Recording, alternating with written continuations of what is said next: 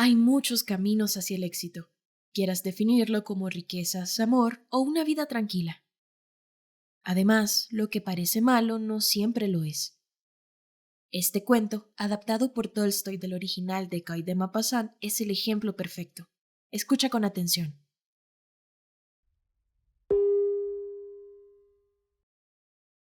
Cerca de las fronteras de Francia e Italia, a orillas del mar Mediterráneo, se encuentra un pequeño reino llamado Mónaco. Muchos pueblos pequeños pueden presumir de tener más habitantes que este reino, pues solo hay unos 7.000 en total. Y si se dividiera toda la tierra del reino, no habría ni un acre para cada habitante. Pero en este reino de juguete hay un verdadero reyesuelo. Y tiene un palacio, y cortesanos, y ministros, y un obispo, y generales, y un ejército. No es un ejército grande, solo 60 hombres en total, pero aún así es un ejército. También había impuestos en este reino, como en todos los demás. Un impuesto sobre el tabaco, y sobre el vino, y los licores, y un impuesto sobre las encuestas.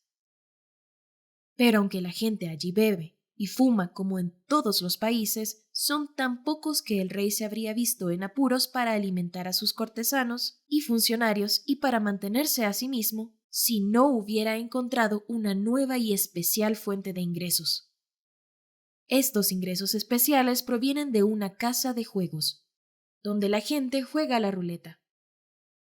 La gente juega, y tanto si ganan como si pierden, el guardián siempre obtiene un porcentaje de la facturación, y de sus beneficios paga una gran suma al rey. La razón por la que paga tanto es que es el único establecimiento de juego de este tipo que queda en Europa. Algunos de los pequeños soberanos alemanes solían tener casas de juego del mismo tipo, pero hace algunos años se les prohibió hacerlo. La razón por la que se les prohibió fue porque estas casas de juego hacían mucho daño. Un hombre venía a probar suerte, arriesgaba todo lo que tenía y lo perdía. Incluso arriesgaba dinero que no le pertenecía y lo perdía también. Y luego, desesperado, se ahogaba o se pegaba un tiro. Así que los alemanes prohibieron a sus gobernantes hacer dinero de esta manera. Pero no hubo nadie que detuviera al rey de Mónaco, y se quedó con el monopolio del negocio. Así que ahora todos los que quieren apostar van a Mónaco. Tanto si ganan como si pierden, el rey gana con ello. No se ganan palacios de piedra con un trabajo honrado, como dice el proverbio. Y el reyesuelo de Mónaco sabe que es un negocio sucio. Pero ¿qué puede hacer? Tiene que vivir. Y obtener ingresos de la bebida y del tabaco es algo agradable. Además, que vive y reina, y se lleva el dinero y celebra a su corte con toda la ceremonia de un verdadero rey. Tiene su coronación, sus levées, premia, sentencia e indulta. Y también tiene sus revisiones, consejos, leyes y tribunales de justicia, igual que otros reyes, solo que a menor escala. Ahora bien, sucedió hace algunos años que se cometió un asesinato en los dominios de este rey de juguete. Los habitantes de este reino son pacíficos, así que algo así no había sucedido antes. Los jueces se reunieron con mucha ceremonia y juzgaron el caso de la manera más judicial. Había jueces y fiscales y juristas y abogados. Discutieron y juzgaron, y al final condenaron al criminal a que le cortaran la cabeza como manda la ley. Hasta aquí, todo bien. A continuación, sometieron la sentencia al rey. El rey leyó la sentencia y la confirmó. Si el hombre debe ser ejecutado, ejecutadlo. Solo había un problema en el asunto, y era que no tenía ni guillotina para cortar cabezas ni verdugo. Los ministros consideraron el asunto y decidieron dirigir una consulta al gobierno francés, preguntando si los franceses no podrían prestarles una máquina y un experto para cortar la cabeza del criminal. Y si así fuera, tendrían los franceses la amabilidad de informarles cuál sería el coste. La carta fue enviada. Una semana más tarde llegó la respuesta. Se podía suministrar una máquina y un experto, y el coste sería de 16.000 francos. La carta fue presentada al rey. Lo pensó. 16.000 francos. El desgraciado no vale el dinero, dijo. ¿No se puede hacer de alguna manera más barato? Porque 16.000 francos son más de 2 francos por cabeza en toda la población. La gente no lo soportará y puede provocar un motín. Así que se convocó un consejo para considerar qué se podía hacer, y se decidió enviar una investigación similar al rey de Italia. El gobierno francés es republicano y no respeta a los reyes, pero el rey de Italia era un monarca hermano y podía ser inducido a hacer algo más barato. Así que se escribió la carta y se recibió una pronta respuesta. El gobierno italiano escribió que estaría encantado de suministrar tanto una máquina como un experto, y que el coste total sería de 12.000 francos, incluidos los gastos de viaje.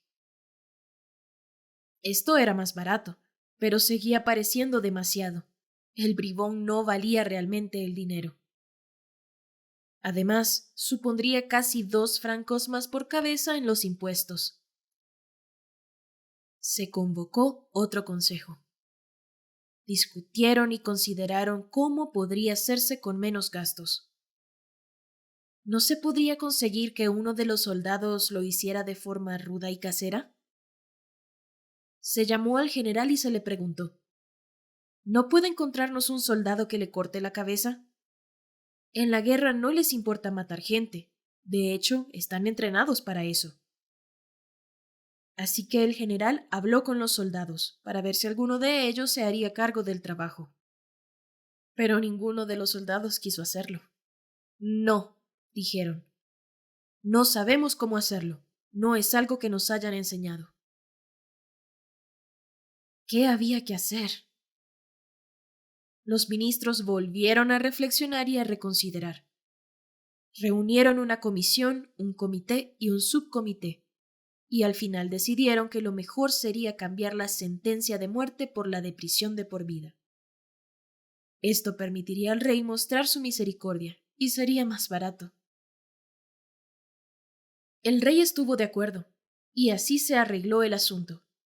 El único problema era que no había una prisión adecuada para un hombre condenado a cadena perpetua. Había un pequeño calabozo en el que a veces se encerraba la gente temporalmente, pero no había una prisión fuerte y apta para el uso permanente. Sin embargo, se las arreglaron para encontrar un lugar que sirviera, y colocaron al joven allí y a un guardia sobre él. El guardia tenía que vigilar al delincuente, y también tenía que ir a buscar su comida a la cocina del palacio. El prisionero permaneció allí mes tras mes hasta que pasó un año. Pero cuando pasó un año, el reyezuelo, al revisar un día la cuenta de sus ingresos y gastos, observó una nueva partida de gastos. Se trataba de la manutención del criminal, y tampoco era una partida pequeña. Había un guardia especial y también la comida del hombre. Se trataba de más de 600 francos al año.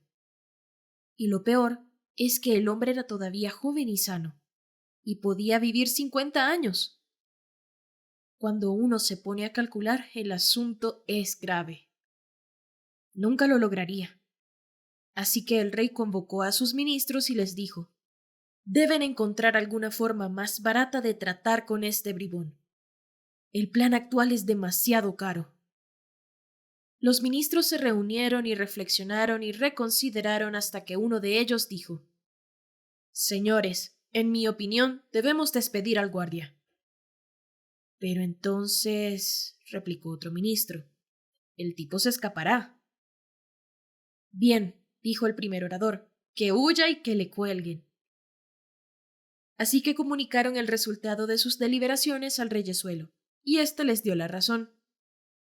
Se despidió al guardia y esperaron a ver qué pasaba. Lo único que ocurrió fue que a la hora de la cena el criminal salió, y al no encontrar a su guardia fue a la cocina del rey a buscar su propia cena. Tomó lo que le dieron, volvió a la cárcel, cerró la puerta y se quedó dentro. Al día siguiente ocurrió lo mismo. Fue a buscar la comida a la hora apropiada. Pero en cuanto a huir, no mostró la menor señal de ello. ¿Qué había que hacer? Volvieron a pensar en el asunto. Tenemos que decirle directamente, dijeron, que no queremos retenerlo.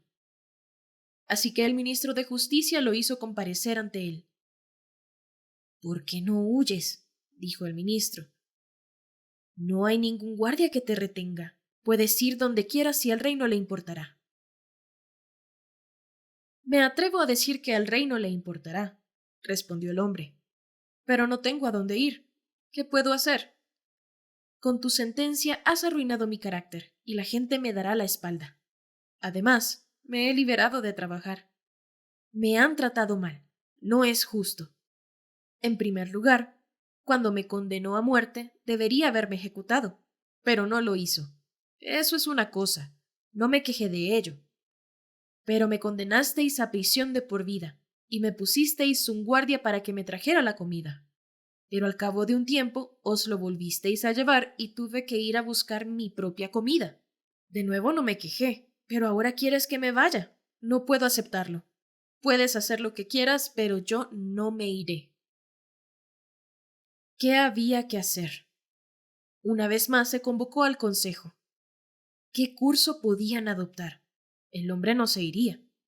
Reflexionaron y consideraron.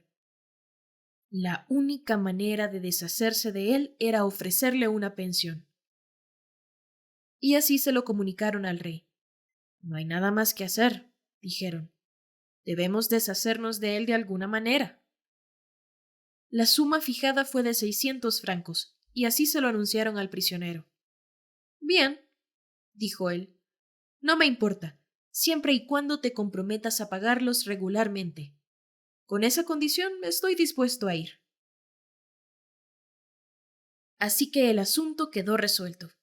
Recibió un tercio de su renta por adelantado y abandonó los dominios del rey. Estaba solo un cuarto de hora en tren, y emigró y se instaló justo al otro lado de la frontera, donde compró un poco de tierra, comenzó a cultivar un mercado y ahora vive cómodamente. Siempre acude a la hora adecuada para cobrar su pensión. Después de recibirla, va a las mesas de juego, apuesta 2 o 3 francos. A veces gana y a veces pierde y vuelve a casa. Vive tranquilo y bien.